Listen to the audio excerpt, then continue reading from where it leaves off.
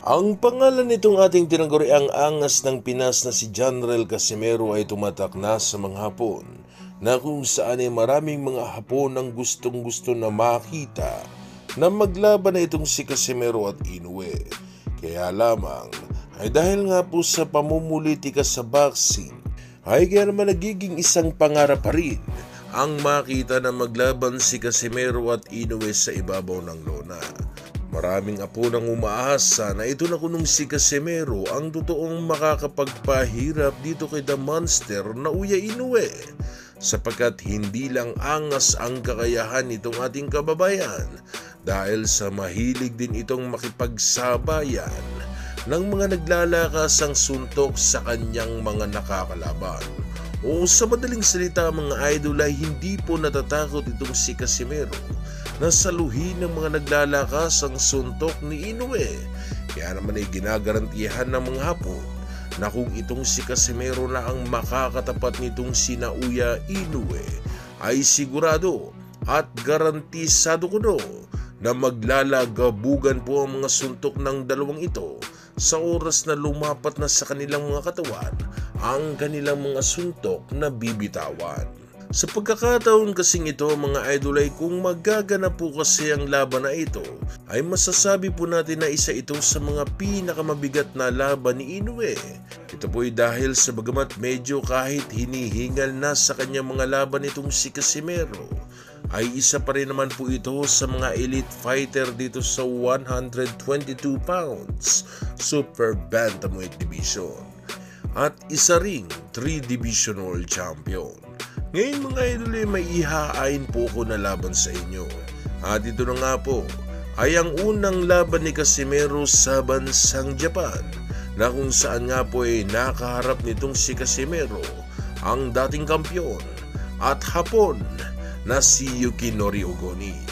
At sa laban na ito ay maraming Hapon ang nakatutok kay Casimero dahil sa gusto po nilang masaksihan sa kung papaano nga ba lumaban ang ating maangas na kababayan.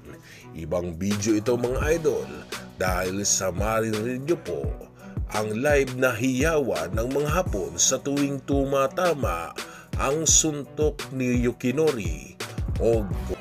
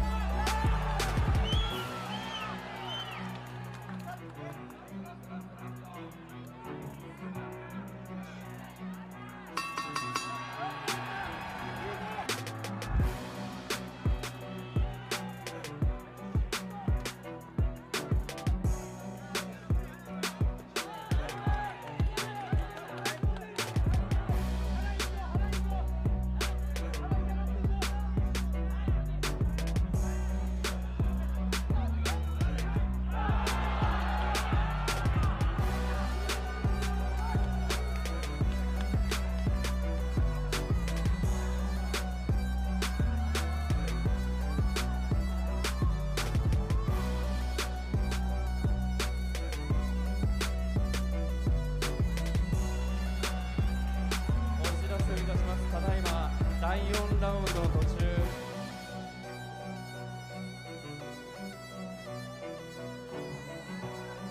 この試合の負傷判定タイムは4ラウンド27秒、4ラウンド27秒、負傷引き分けでございます。